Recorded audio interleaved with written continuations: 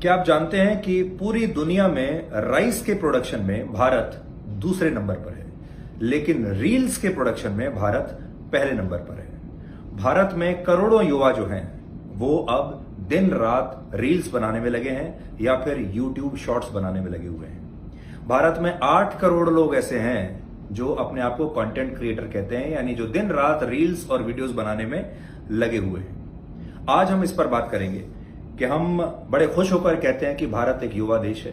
हमारे यहां औसत आयु 28 वर्ष है, लेकिन हमारा युवा आखिर कर क्या रहा है?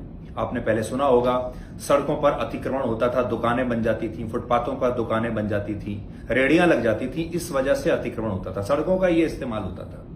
अब आजकल सड़कों का इस्तेमाल हो रहा है रील्स बनाने के लिए, स्टंट्स करते हुए रील्स बनाने के लिए। हाल ही में आपने देख लिया होगा, बहुत सारे लोगों को आपने देखा होगा, कोई 2 व्हीलर पर रील्स बना रहा है स्टंट करके, कोई ट्रेन में लटकते हुए रील्स बना रहा है, कोई अपनी बड़ी बड़ी एसयूवीज में छत पर खड़े होकर रील्स बना रहा है। यानी ये पूरा देश जो है ये आखिर इतने रील्स का करेगा क्या? आज इस पर बात करेंगे। इसके बाद आपने एक कहावत क्या आपने सुना होगा अक्सर लोगों को कहते हुए, चचा विधायक हैं हमारे, लोग ये कहते हुए लोगों पर रौब डालते हैं। लेकिन अब एक नया इसमें एक कहावत आई है जिसमें लोग कहते हैं अंकल जज हैं हमारे।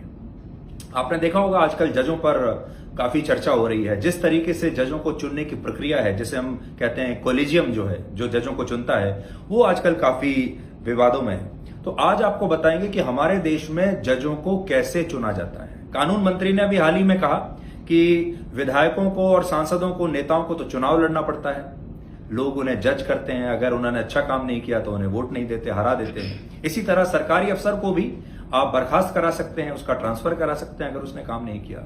लेकिन हमारे देश में जजों को चुनने की और हटाने की प्रक्रिया क्या है?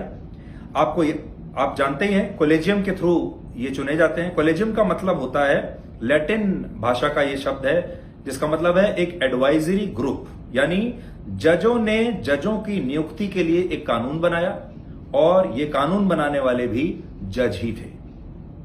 और आखिर में आपको ये बताएंगे कि बीबीसी की जो डॉक्यूमेंट्री है गुजरात दंगों पर, उसकी भी बड़ी चर्चा हो रही है आजकल। और बड़ी बात यह है कि हमारे देश में लोग हमारी सुप्रीम कोर्ट, हमारी सरकार की एसआईटी की रिपोर्ट मानने को तैयार नहीं है, लेकिन बीबीसी की रिपोर्ट मानने के लिए वो तैयार है। डॉक्यूमेंट्री में लोगों को सत्य की चमक दिखाई दे रही है और अपने ही देश में जो हमारी संस्थाएं इन्वेस्टिगेट करती हैं उन पर उन्हें विश्वास नहीं है।